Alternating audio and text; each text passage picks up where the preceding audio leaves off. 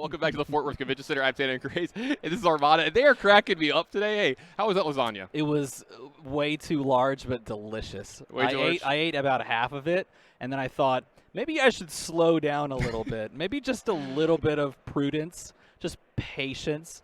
And, yeah, it was good. It was a good lunch break. So I don't have any patience, so let's go ahead and throw it to the match. Here we go for a second it. match of round 6. Here we go. We got. I know I am not Red Zone Rogue, but I'm going to try to fill in for him as he gets to eat a very large lasagna. See, that was a mistake you both made. You both got the lasagna and got too much food. I disagree completely. Yeah, I definitely made the mistake of not getting lasagna. I disagree completely. That I hate lasagna Mondays. was worth it. You know, I hate Mondays. That's all it is. And All right, here we got a Briar versus Briar. Hey, both of them, by the way, are playing Rosetta Thorn. I just wanted to bring that out. No one that we've seen so far has either pulled or played the Dusk Blade, and we do have a tale of 2 5-0s, which is fun. Looking to see who's going to make the 6-0. We got the Bramble Spark into the what looks like a red singeing Steel Blade pushing 2 Arcane. Yeah, this is a really good turn 1 here for Paul. A lot of extra damage here, a lot of extra arcane damage, going to make multiple embodiments of Earth. Which is great as a turn 1 player because, you know, the way that the game works, if you're the turn 1 player, you're playing into someone who's going to draw up at the end of their turn, at the end of your turn, I should say. And so as a second turn player, or as the second player of the game, you oftentimes can swing back really hard and they lose cards from their hand in doing so. But now we have 3 Embodiment of Earth tokens, so you can kind of protect yourself more if they have a giant, like, go tall turn by slamming down exactly 1 non-attack action. Yeah, and Alec took another damage from physical damage there to make sure that happens. So this looks like this is going to be possibly a very big turn. This looks like a Bramble Spark into a Ball Lightning. Yeah, 4-2. 4-2 because the replacement effect on Ball Lightning says we're going to make that 1 extra Arcane, so it pumps it to 2 there.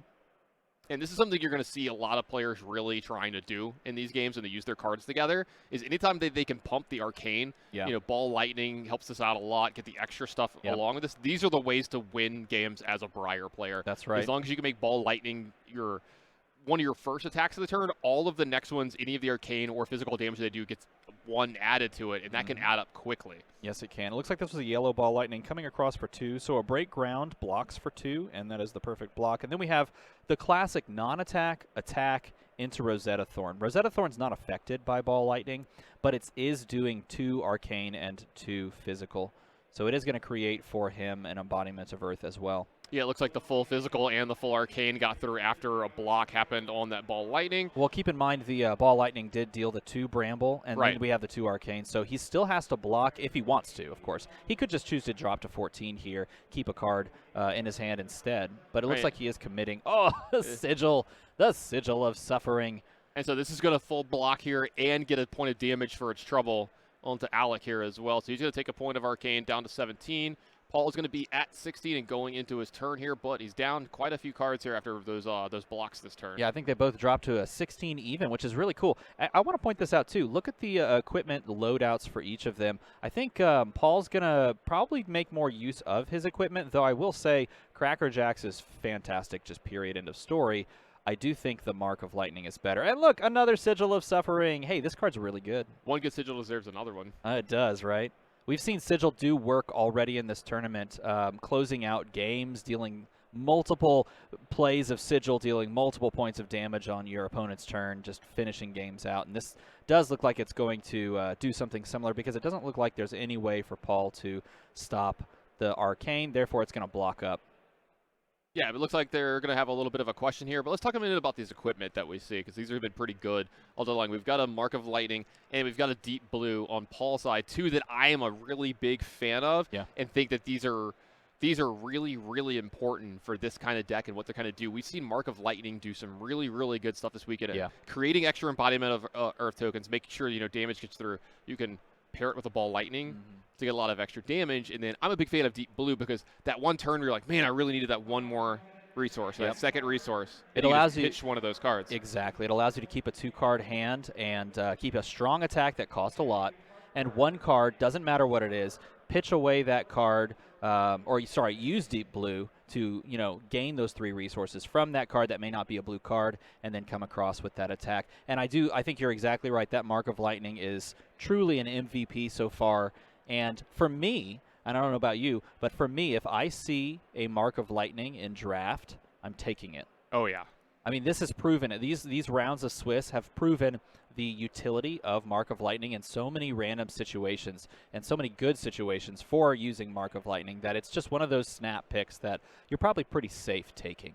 Yeah, I think it's one of the better equipments for exactly this kind of deck. Like when you're trying to do the lightning, I say go wide. It's not super wide, right? But any attack along with a ball lightning or anything that's pumped up, you just make sure you get through. Yep. And anytime you're making sure you're getting those embodiment Earth tokens every turn, that's a big deal. On the other side, we see Cracker Jacks. This is one that can pump the attack one turn, and you generally see this on the turns that you're trying to push through those last couple pieces of damage or something along those lines, right? Yeah, Cracker Jacks is really fantastic in Oldhim for specifically Thump.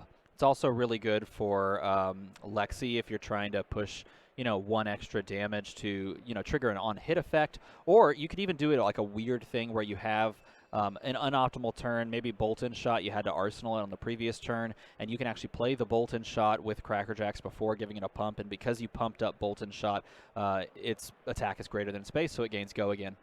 So there's like little tricks like that you can do. I feel like Cracker Jacks is probably least effective in Briar, just because most of her, attack action cards or attacks in general aren't really looking at the attack itself unless you're trying to, force down a break point, and make another token off of a hit that wouldn't have been a hit.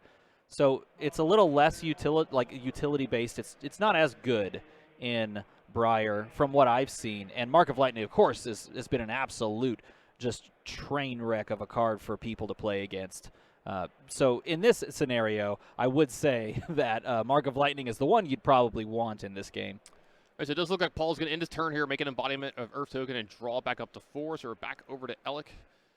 And it looks like we're about 16 a player here. I don't know if any extra damage came through, so we'll take a look. This was a attack here. Express Lightning coming across, and if that's the red, it's coming across for 4 with a fuse. So, and a fuse to Flash, too, which is really interesting because Flash, if he chooses to play it after this, can give his next attack Go again, depending on its cost as well. But nevertheless, he's coming across with, I think, Entwined Lightning is just one of those cards that I just absolutely love. This is a really high pick for me in Same. draft. If it's kind of like along you say of the equipment with the lightning equipment as well. If I see these cards getting passed to me, that is my signal that I should be going into this deck because I'm a big fan of it. I'm comfortable with it, and I think it's very good. Well, here's the beautiful part of Entwined Lightning. Entwined Lightning is an elemental card that can be played by all 3 classes. So even if you first pick Entwined Lightning, or even that Entwined Earth up there, for example, you can play that in the deck that doesn't allow you to play Lightning cards or Earth cards. You can still play that. You just won't get the fuse effect. So you could still play that for a vanilla 4. All right, let's look at that. Flash is going to get played just like you said, and this is a Stirring Wildwood. Ooh, wow. We got a Flash into a Stir the Wildwood with Go again floating a resource, meaning he's going to hit that Rosetta Thorn after the fact, and that will push 2 and 2. That's almost a guarantee. There's your perfect information. Yeah, absolutely.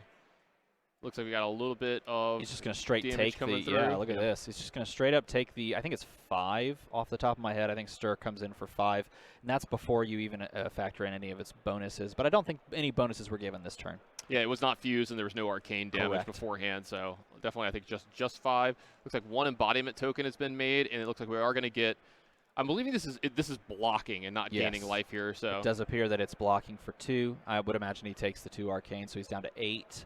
Not where you want to be. 8 to 16. 8 plays 16 is not a great spot to be in. And he has a return and burgeoning, but I don't think it was from Arsenal. I think it was just from hand. Right, so. and again, perfect information. This is all he's got for his turn. Yep. The only 2 cards he had. Ooh, and look at this. In Alec's hands, we see a, I blanked on the name. It's the Lightning card that deals either 1, 2, or 3 arcane damage if you fuse it, but I don't quite see a Lightning card in his hand. Oh, it does look like there's a Shock Striker or something in his hand. So he can actually play towards an arcane out here over the next 2 turns, and we do see the Arcanic Shockwave as well. Nope, he's just going to choose to block with that Inspire Lightning. Yeah, I was really excited about possibly going up to someone's face here for 3 or 4, 2, 3 or 4, but it looks like we're going to be using it just to block. Yeah, I think that Inspire Lightning is really cool, And it's one of those plays combined with like Vela Flash that we talked about earlier, where Vela Flash comes across and your opponent thinks they figured out kind of how to block this, and then you go, oh, by the way, I have Inspire Lightning, and I still have the fuse for it, so you're going to take 3. So those cards I think I've underrated a lot in my sealed and draft, and the more I see it played, the more I'm like, yeah, this card's actually pretty good here. It is, and you can even do something like play a free non-attack action card that doesn't have a very beneficial effect, and then just jam that down, and because it's a non-attack action card, it will create an embodiment of lightning token that you can float over to your next turn, allowing you to do a little bit of trickiness, and that's one of those many things that makes Briar very good. Many things, for sure.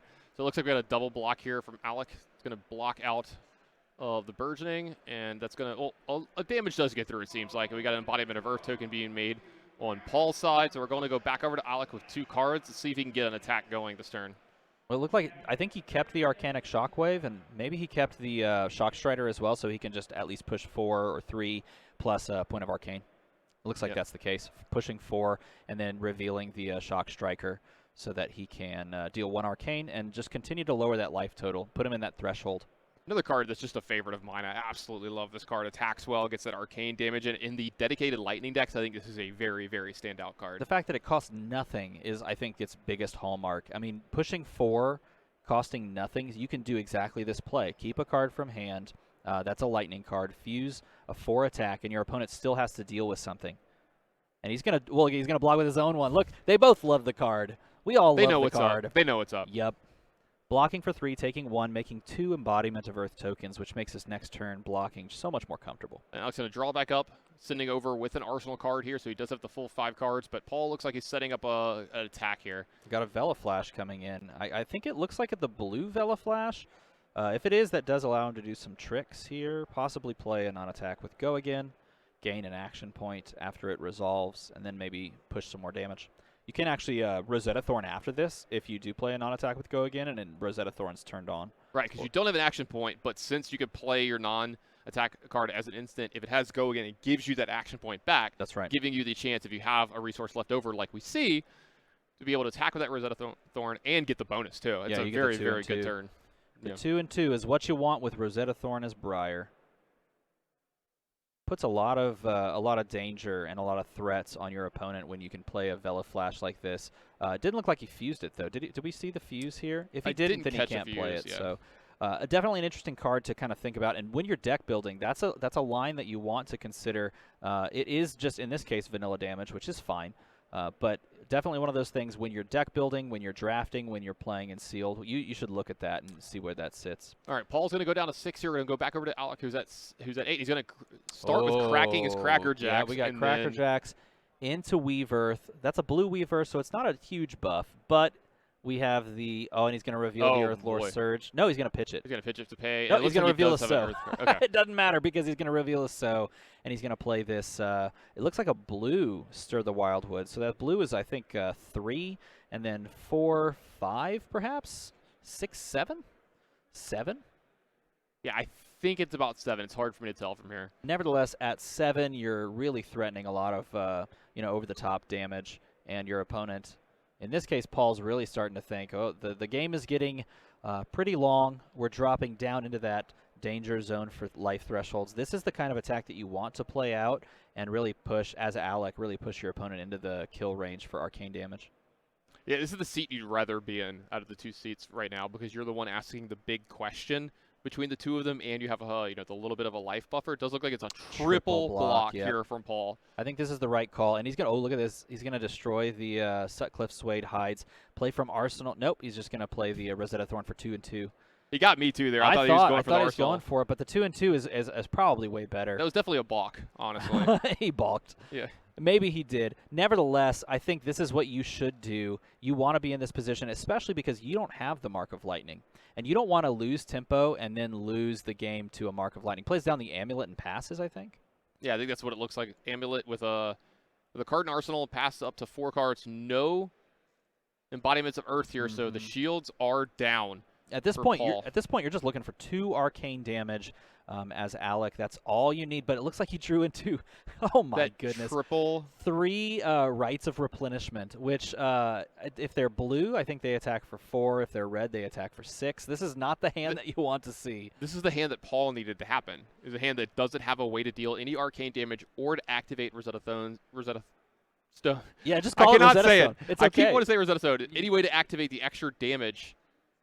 Oh, this is smart. Yeah, you're going to destroy your Plume of Evergrowth and go and search up a card that maybe helps you just get there, find an Earth or an Elemental card, and send that on down. Looks like an Earthlore Surge Earthlore has been added Surge to his hand. indeed comes in. And this, you got to I believe that goes to the bottom enough. of the deck. I can't recall. Earthlore Surge does come down and pitches, and then... No, the Plume fetches it. Yeah, sorry. Plume fetches it, and it goes straight to your hand so that you can Earthlore into Rites of Replenishment into a bazillion damage. If that's a yellow Earthlore, I think, it's +4. And then you're playing the red Rites of Replenishment, so you're pushing 10, just a casual 10. Casual 10. This is going to be very hard for Paul to block out, especially, I was going to say, we're going to have to get all the cards here. Yep. And I believe that was 10 yeah, on the block, but you still feel not that bad about it if you're out here because you got the entire hand. It's a very, very dire straits because, yes, you wanted him to draw into that hand, but he did the exact right play and just made a giant attack that forces you to just pull those cards. I think I saw an Electrify. Yeah, there's a looks like an Electrify is going to get played this turn, so there's a very good chance that. Oh no, is that a Ball Lightning? Is he coming in? Yep. The Ball Lightning. And I don't know if Paul's going to be able to get out of this turn. There's no embodiment of Earth anywhere. There's no way for him to stop arcane Well, he should just be able to block this because right. but the Rosetta Thorn's going to come across, and that's going to be the true game winner. That's going to be the game. So Alec is going to move up to 6-0. Paul's going to fall to a respectable 5-1, as we said, still very much in the hunt for making this cut here at the end of the day into the first draft of this tournament. That'll be done later today. And I don't know if you guys talked about this. I do think that the real break point is that 5-2 mark. I think that's going to be where we see the cut be made for that top 64 and into the draft area. The 5-2 records may be able to sneak in. So it's really the 6-1s, the 5-2s that you kind of want to be looking out for. So both of these players still very much alive and really considering moving on and moving forward into the top 64. Right, because we had 502 players here in the tournament today, so I do think that it's possible that some of the 5-2s do make it, but it's going to matter where they lost. It is. If you lost early in the tournament, you're going to want to have to try to run the table. If you're going to lose and make it at 5-2, you need it to be some of these last rounds and against the players that are winning out. Yep, you need to be losing the players that are winning as much as possible, because that's going to help your tiebreakers making it into these last couple rounds of this tournament. Speaking of that, we're going to have some of those last couple rounds of this tournament in just a little bit. We're going to take about a 5-minute break, and then we'll be back with more Flesh and Blood.